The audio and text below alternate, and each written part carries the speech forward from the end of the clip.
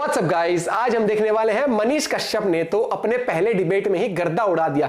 Manish Kashyap son of Bihar, इनकी videos आप देखते हो, न्यूज रिपोर्टिंग में सब चीज बहुत वायरल होती है और अब इन्होंने बीजेपी ज्वाइन कर लिया। तो देखते हैं डिबेट में क्या कुछ हुआ है। चैनल पर नहीं तो प्लीज सब्सक्राइब, वीडियो कर दे लाइक। 1 2 3 गो। से क्षितिज देखने वाले मेरे सभी दोस्तों को हेलो नमस्ते, जय हिंद और जय राम जी के। दोस्तों, मनीष कश्यप द यूट्यूबर और मनीष कश्यप द पॉलिटिशियन में एक बेसिक अंतर है कि मनीष कश्यप द पॉलिटिशियन को बहुत कम लोग जानते हैं, लेकिन मनीष कश्यप द यूट्यूबर को ऑलमोस्ट पूरा इंडिया जानता है और देश के ज्यादातर लोग उसके फैन हैं। मनीष कश्यप की इतनी बड़ी फैन फॉलोइंग होने की दो मेन वजह हैं। पहला तो ये बंदा राष्ट्रवादी है, ये बंदा देश के लिए बात करता है, और दूसरी ये बंदा बात कमाल की करता है, ये बंदा बोलता गजब का है। मनीष कश्यप की यूएसपी ही उसका बोलना है, और आज के डिबेट में आरजेडी वालों ने एक ऐसी बंदी को उसके सामने खड़ा कर दिया जिसको बोलने की भी तमीज नहीं है, जिसको बात करने की तमीज नहीं है, जिसको फैक्ट्स रखने भी नहीं आते। और हो सकता है, जैसा कि मनीष कश्यप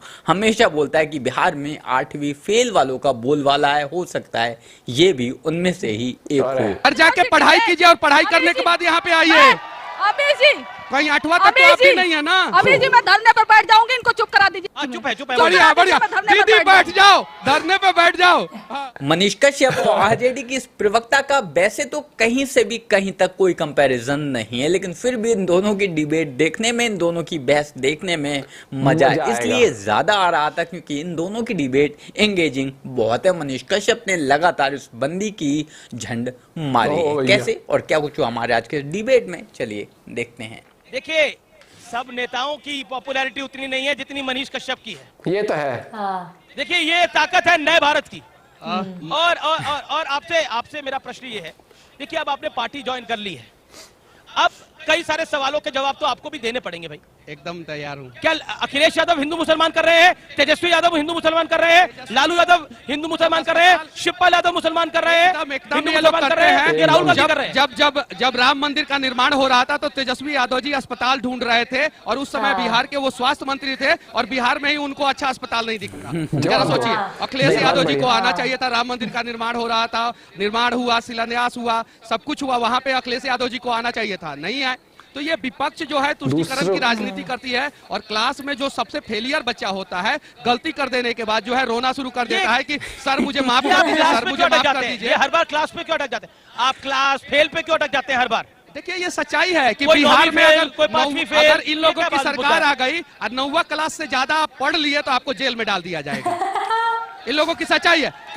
या तो सुनिए, एक मिनट क्लियर कर देना चाहता हूँ। बिहार में अगर जंगल राज के राजकुमार जी की सरकार अगर आ गई, गलती से आएगी नहीं, लेकिन अगर आ गई तो उन लोगों का सोच है कि 9वीं क्लास से ज्यादा पढ़े लिखे सभी लोगों को या तो बाहर भेज दिया जाएगा, और अगर बिहार में रह के वो बिहार के लिए आवाज उठाएंगे तो उनको जेल में डाल दिया जाएगा। उदाहरण मनीष कश्यप है। कोर्ट ने सारे केस में मुझे बाइज्जत बरी कर दिया है। 9 महीना मेरा कौन वापस ला के देगा? कोर्ट की अगर ये लोग बात करते हैं तो कोर्ट ने मुझे बाइज्जत बरी कर दिया, ये मेरा 9 महीना वापस ला के देंगे ये लोग? बताइए, कोर्ट ने मुझे बाइज्जत बरी किया है। भाषण से तो कतई नहीं लग रहा कि ये बिहार का विकास चाहते हैं। हम लगातार मांग कर रहे हैं कि बिहार के गया में और मोतिहारी में सेंट्रल यूनिवर्सिटी बनाई जाए। 10 साल से प्रधानमंत्री नरेंद्र मोदी बन चुकी है। दरभंगा एक मिनट, मोबाइल में सर्च मारिए, गया और मोतिहारी में सेंट्रल यूनिवर्सिटी चालू हो गया है मैडम जी, नहीं पता है? घर जाके पढ़ाई कीजिए और पढ़ाई करने के बाद यहाँ पे आइए। कहीं 8वां तक तो आप भी नहीं है ना। अभी जी मैं धरने पर बैठ जाऊंगी, इनको चुप करा दीजिए। बढ़िया बढ़िया, दीदी बैठ जाओ, धरने पे बैठ जाओ। संविधान का हत्या करने वाले हत्यारे लोग जो हैं वो आज संविधान की दुहाई दे रहे हैं, और जब हम उसको कोट कर देंगे तो कहेंगे कि हम धरना पे बैठ जा रहे हैं। कंचना यादव जी, कुछ फैक्ट्स पे बात कर लेते हैं, क्योंकि आप फैक्ट्स पे बात करती हैं, इसलिए मैं आपसे प्रश्न पूछ रहा हूँ। डॉक्टर मनमोहन सिंह ने 2009 में क्या कहा? अल्पसंख्यक और विशेषकर मुस्लिम अल्पसंख्यक, अगर वो गरीब है तो संसाधनों पर उनका पहला दावा है। अगर मैं नहीं जानता इनकी जाति क्या है, ये गरीब है या पीछे कोई गरीब है, उनका संसाधनों में पहला क्यों नहीं है? मुसलमानों का क्यों है? क्या अगर इंडिया अलायंस की सरकार आएगी तो शेड्यूल कास्ट, शेड्यूल ट्राइब, जो बीजेपी का आरोप है, ओबीसी वर्ग, सबका, क्या इनका आरक्षण कम हो जाएगा और उसी में से मुस्लिम्स को आरक्षण दिया जाएगा? क्योंकि कर्नाटक मॉडल में हमने 4.5% आरक्षण ऐसे होते हुए देखा है। देखिए, प्रधानमंत्री नरेंद्र मोदी जी अपने कामों पर ना बोलकर अगर मनमोहन जी के उस बयान को तोड़ मरोड़ कर पेश करते हैं तो यह उनकी नाकामी है। अरे अपने भी तो 10 सालों को वादों को तो याद कर लीजिए, अपने पुराने वीडियो निकालिए तो आपको पता चलेगा आपने देश से क्या वादा किया था और आपने क्या पूरा किया है। अरे आप काम के आधार पर इस देश की जो 140 करोड़ आवाम है उसको आप संतुष्ट नहीं कर सकते, उससे उस आधार पर वोट नहीं मांग सकते, तो आप समझ लीजिए कि आप अभी 140 करोड़ ये पे शक है या इस जनता पे शक है? नहीं, इस जनता पे ये तो कितने भोले भोले प्यारे प्यारे बच्चे बैठे हैं, पढ़े लिखे बच्चे बैठे हुए हैं, इन पर हम क्यों शक करेंगे? ये तो स्वतंत्र है अपने विचार को लेकर, इसको छुपाएंगे। लेकिन हाँ, एक 10 सेकंड और ये कहते करारा तमाचा आज लगा। अरे जब इलेक्टोरल बॉन्ड का पर्दाफाश हुआ और बोला गया कि ये गैर संवैधानिक है, तब आपको करारा तमाचा नहीं लगा था मोदी जी? उस पर भी नहीं बोल रही। जी जवाब और बातें इसी से ले लेंगे।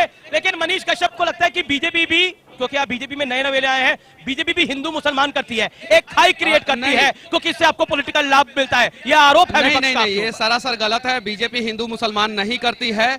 जवाहरलाल नेहरू जब प्रधानमंत्री बने तो किस बेसिस पे प्रधानमंत्री बने, इन लोगों से पूछ लीजिए, फिर पता चल जाएगा कि देश का टुकड़ा जो है जवाहरलाल नेहरू के दौरान जो है क्यों हुआ। पहला चीज। दूसरा चीज, इन्होंने साफ किस बेसिस पे हुआ देश के टुकड़े? धर्म के आधार पर देश का टुकड़ा इन लोगों ने करा दिया। आजादी के बाद भारत और पाकिस्तान बना दिया। सुनिए, जिस समय हमारे लोग आजादी की लड़ाई में, चाहे वो लोहिया जी हो, चाहे वो कर्पूरी जी हो, चाहे वो जो हो जेल में थे, उस समय इनके लोग क्या कर रहे थे भाई? माफीनामा लिख रहे थे अंग्रेजों को, ताकि वो जेल से अरे बाहर इनके रहे। लोग नहीं, मेरे दादाजी को मेरे परदादाजी को इंदिरा गांधी जी ने मेडल दिया है, स्वतंत्रता सेनानी थे मेरे परदादाजी।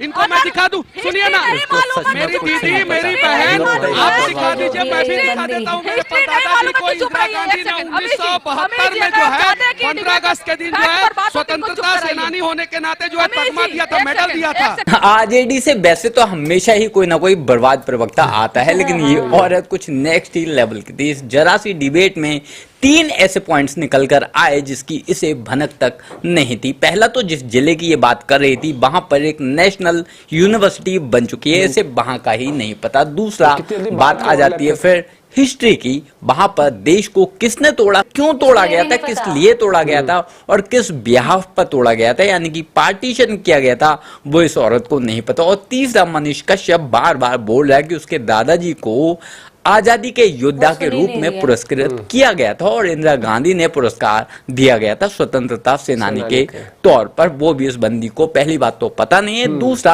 अगर वो बता रहा है वो भी ये मानने को तैयार नहीं है, जैसा कि हमेशा एक आरजेडी का प्रवक्ता कहता है। भाई जानवरों का चारा अगर ये खाएंगे तो बुद्धि तो जानवरों वाली ही हो जाएगी। बाकी आप लोग इस बारे में क्या सोचते हैं कमेंट कर जरूर बताएं।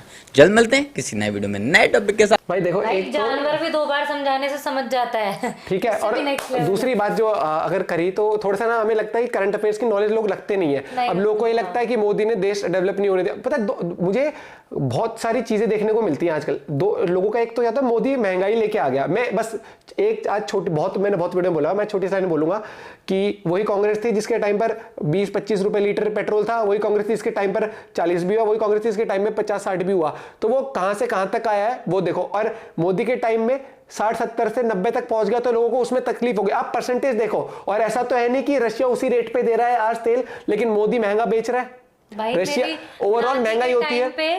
ठीक है, दादी के टाइम पे जो नाक का सोने का फूल था, ठीक है बता रही हूँ, वो 3 रुपए का भी है और आज को उसे 3, वही छोड़ो 50-60 साल कांग्रेस थी ना, क्या वही फूल उस टाइम पे वो दिलवा देते? छोटी सी सिंपल, एएसआई की सैलरी कांग्रेस के टाइम पर मेरे हिसाब से कितनी थी? 18,000 20,000, ठीक है, और आज 80,000 लगभग है। करेक्ट फिगर नहीं पता, लेकिन मोटा मोटी आप लगाओगे, ठीक है। तो आप ये देखो, अगर आपका 20-22,000 की सैलरी में, एग्जांपल दे रहा हूं मैं, अगर एक इंसान के घर का राशन उस टाइम में 5,000 का आता था, तो आज वही राशन अगर 3 गुना भी करते हो 15,000 में आ जाएगा। लेकिन अब बाकी चीज देखो, पैसा कितना बच रहा है। पहले बच रहा था 15,000 और आज कितना बच रहा है? 60,000 रुपए। ये तो बेवकूफी है। तो थोड़ा सा लॉजिकली और वाकई में जिसको जरूरत है ना, नीड्स फॉर वांट्स में फर्क होता है। महंगाई जिसके लिए है रियली ना, जिस गरीब के लिए, तो उसके लिए सरकार कर भी रही है, ठीक है, सब्सिडी देने से लेकर हर एक चीज कर रही है। सरकार नहीं कह रही कि तो तुम बैठ के ऐसे फेसबुक और इंस्टाग्राम चलाओ, मैं हर महीने तुम्हारे अकाउंट में 8,000 रुपए खटाखट डाल दूंगा। आज के टाइम पर देखो, करप्शन